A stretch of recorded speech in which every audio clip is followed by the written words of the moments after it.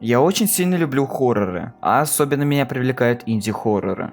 В последнее время меня раздражают все эти FNAF, Балди, Привет соседы, Гренни и тому прочие игры. Поэтому я начал искать для себя другие хоррор-игры и наткнулся на игру как вино, которая становится во всей этой инди-культуре на фоне других, на мой взгляд, лучше с каждым годом. Знакомьтесь, это Демонофобия. Игра для любителей изощренного хоррора. Я знаю и понимаю, на что я иду, и знаю, что просмотров будет 0. Но давайте это будет видео своего рода затычкой, пока вы ждете айсберги и прочий контент. Пусть это видео и наберет крайне малые просмотры, но я надеюсь, что оно станет локальным видео. Привет тебе, Артём. Что же, на ютубе куча видео с обзором данной игры, но так мало видео с разбором сюжета. Поэтому давайте я поверхностно пройдусь по всем аспектам игры, и мы подробнее разберем сюжет. Все-таки я думаю, никто из вас не был знаком с этой игрой, и вам хочется узнать, что это за игра. У микрофона Ломерт, мы начинаем.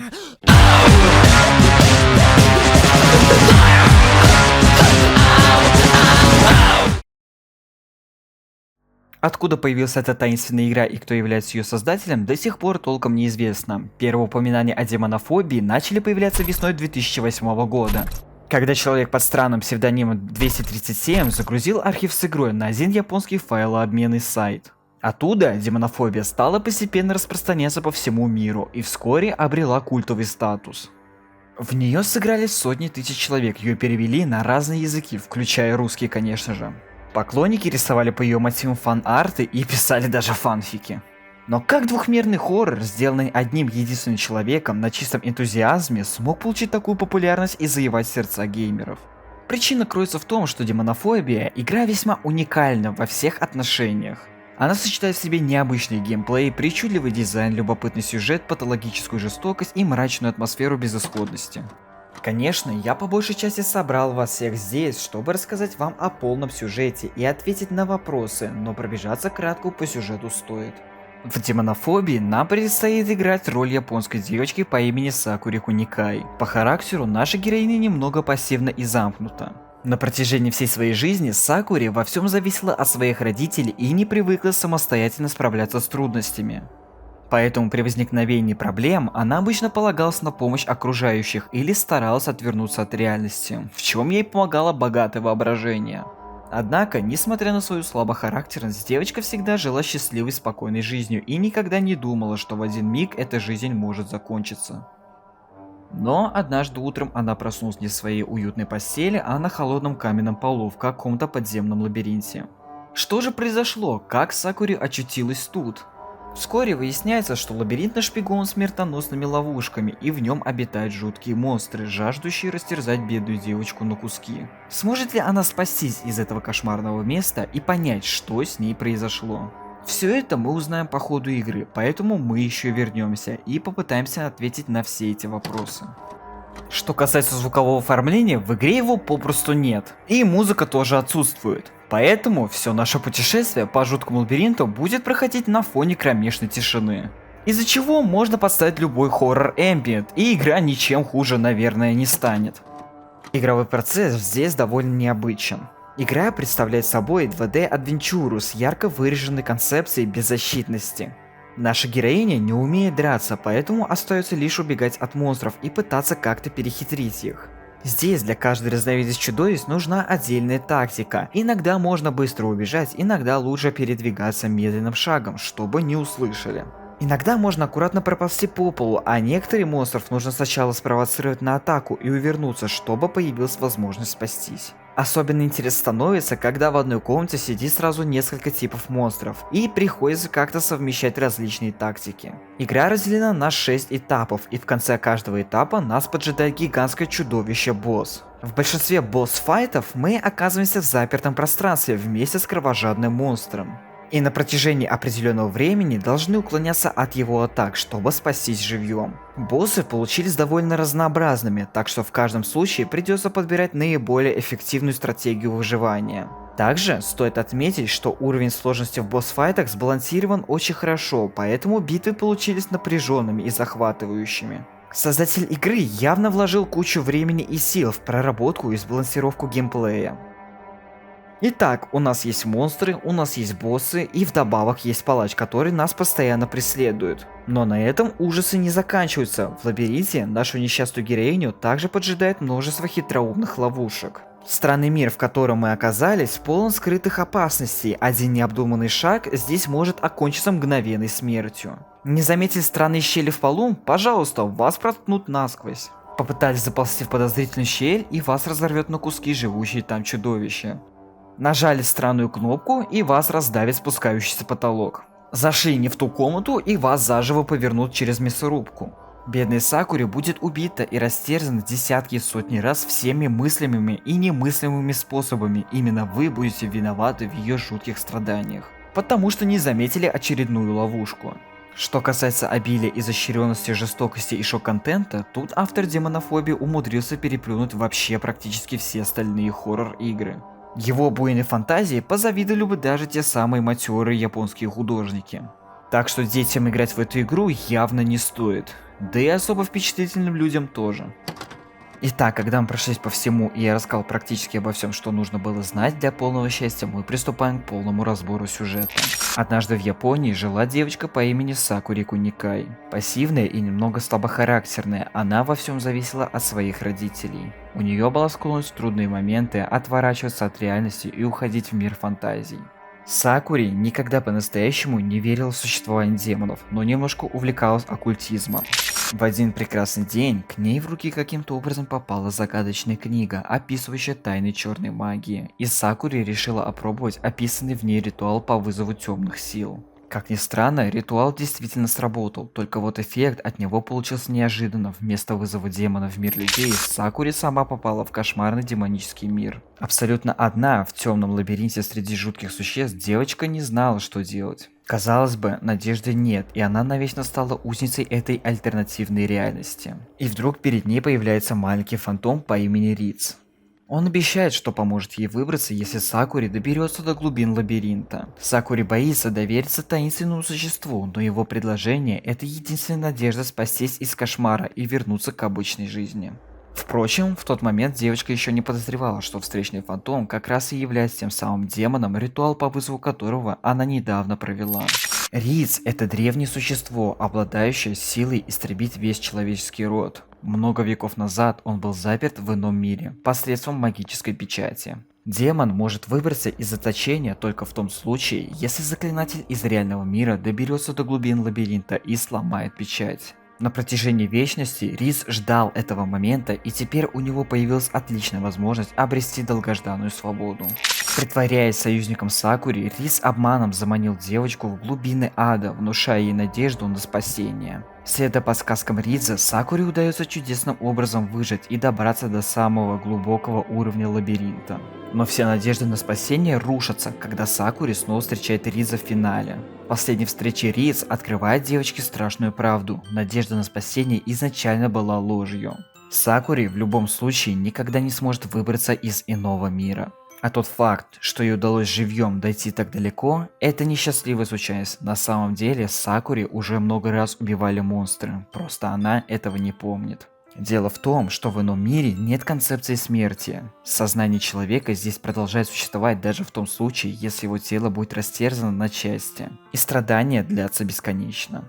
На протяжении своего путешествия Сакури погибала бесчисленное количество раз, и все ее смерти были реальны. Каждый раз, когда ее убивали монстры, Риц тщательно восстанавливал тело девочки и заново соединял разорванные куски ее плоти. Этот болезненный процесс каждый раз занимал по 3 дня, и на протяжении всего этого времени Сакури все еще могла чувствовать боль. Чтобы девочка не сошла с ума от пережитых страданий, Риц постоянно блокировал ее воспоминания о смерти. Демон говорит, что уже многие люди попадали в лабиринт, но все они сдались на полпути, не выдержав страданий и потеряв надежду. И одной лишь Сакуре удалось дойти до самого конца и сломать печать. Игра завершается довольно двухсмысленным диалогом. В кромешной тьме кто-то говорит: «Где я? Сколько времени я здесь нахожусь? Кто тут?» После чего появляется Риц и отвечает: «Не бойся, я пришел, чтобы помочь тебе». Если предположить, что человек это Сакури, прошедшая во тьме иного мира столько времени, что она уже потеряла остатки своих воспоминаний, то можно прийти к выводу, что Риц сжалился над девочкой и вернулся, чтобы помочь ей. Тем не менее, более правдоподобной выглядит другая версия. Быть может, первую фразу произносит отнюдь не Сакури, а совершенно другой человек, которого тоже угораздило совершить ритуал и попасть в иной мир. Тогда этот человек будет обречен повторить судьбу Сакури.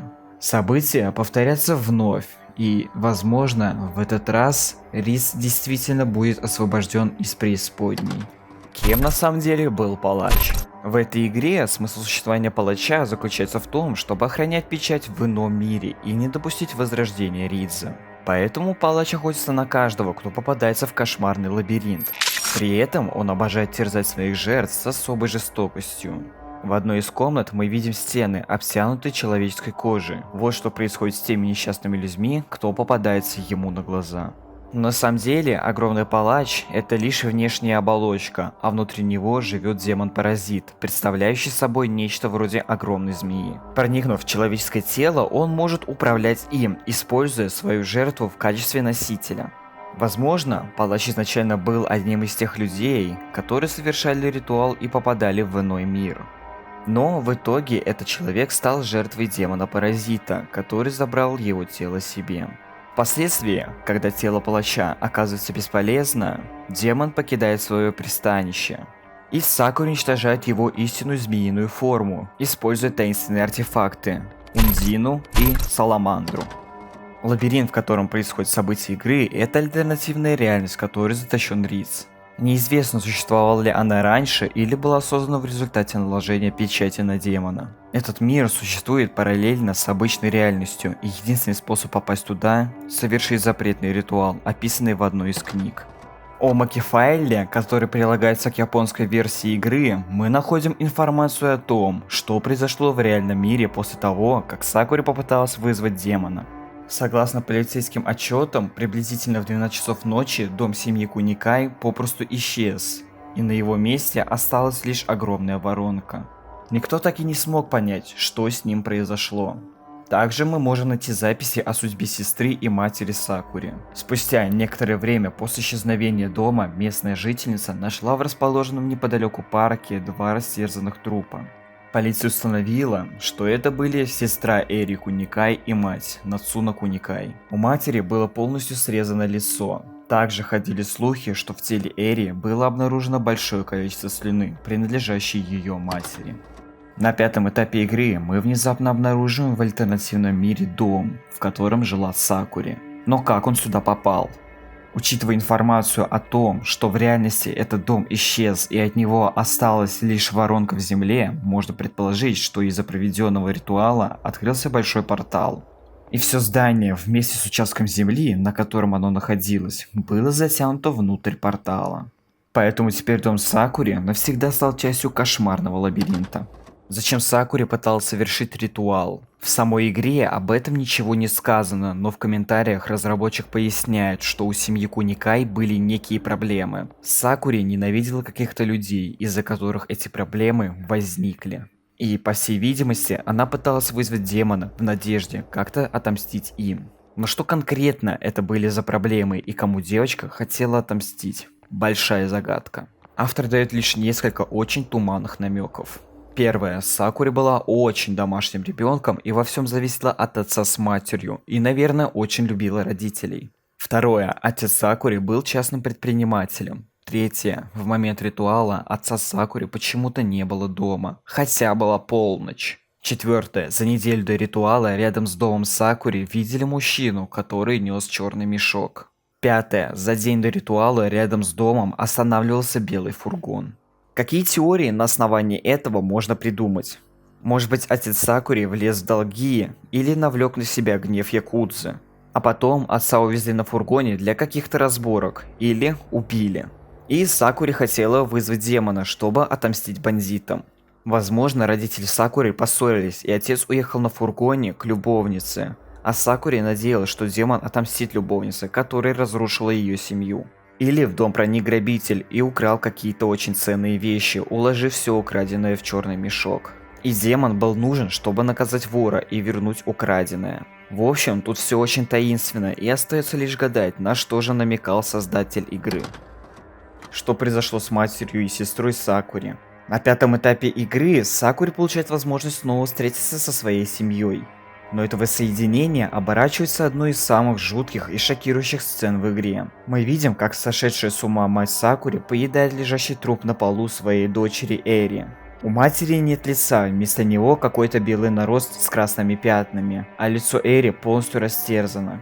Чуть позже труп Эри исчезает, и сестра появляется в другой комнате, уже в виде монстра. Ее ноги странным образом приросли к туловищу, но она не может ходить и только лишь ползает по полу. Вместо лица у девочки теперь у нее тоже странный белый нарост. Надпись на стене гласит «Они-чан», то есть сестра. Что же случилось с ними? Очевидно, что во время ритуала мать и сестру Сакури тоже засосала в альтернативный мир вместе с домом. Потом, скорее всего, мать была убита монстром-палачом, который срезал ей лицо. Но она не умерла, ведь в ином мире нельзя умереть, а сошла с ума от боли. После этого она разрезала на куски и съела свою дочь. Но Эри тоже не смогла умереть, а продолжила существование в виде ползающих по полу кусков мяса. Такая вот страшная судьба. Довольно интересно, что после 5-го этапа Риз упоминает в разговоре, что образы монстров — это иллюзии, созданные лабиринтом, чтобы ввести Сакури в отчаяние. Возможно, некоторые монстры действительно являются иллюзиями, но Риз явно что-то не договаривает, ему сложно доверять. Ведь мать и сестра Сакури, превратившиеся в монстров, точно не были иллюзиями. В реальном мире потом были найдены их трупы. В теле у Эри полиция обнаружила слюну ее матери. То есть мать действительно поедала труп своей дочери. В ином мире у матери не было лица, и в реальности ее тело тоже было найдено со срезанным лицом. Так что в лабиринте Сакури встречала именно настоящих сестру и мать, а не какие-то иллюзии. Это значит, что реальные люди, которые оказываются затянуты в альтернативный мир, могут превращаться в монстров. И тут возникает вопрос, а вдруг другие монстры в лабиринте тоже когда-то были людьми? Они погибали множество раз, и их тела разрывало на части. И потом они срастались причудливым образом. В итоге эти иллюзии от боли потеряли рассудок, потеряли свой человеческий облик и превратились в странные куски мяса, ползающие по полу. И когда Риз перестанет восстанавливать тело Сакури, то после следующей гибели она будет обречена стать таким же ползающим куском мяса, как ее сестра Эри. Помимо монстров на протяжении игры, мы также видим таинственных призраков. Они стоят в стороне, не нанося вреда Сакури и лишь наблюдают за происходящим. Это люди-тени, высшие существа, которые способны путешествовать между реальностями. Они устанавливают правила в ином мире. Для них люди и демоны лишь игрушки. В итоге и Сакури, и демон-палач, и даже сам Риз лишь участвуют в игре, которую устроили люди-тени, и за которой они теперь с интересом следят. Люди-тени могли бы легко спасти Сакури из лабиринта, если бы захотели, но они предпочитают лишь безмолвно наблюдать за страданиями девочки.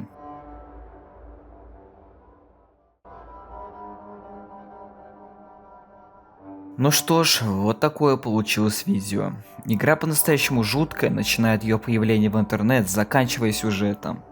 Эта игра самый настоящий айсберг, который кишит ужасами и загадками. Если при просмотре видео вы все время сидели с каменным лицом и вас не пошатнул этот ужас, страх и безнадежность, что прописана эта игра. Если вам не стало искренне жалко девочку, то на какие муки она обречена на всю вечность, то вы просто больной ублюдок, которому здесь вообще нечего делать.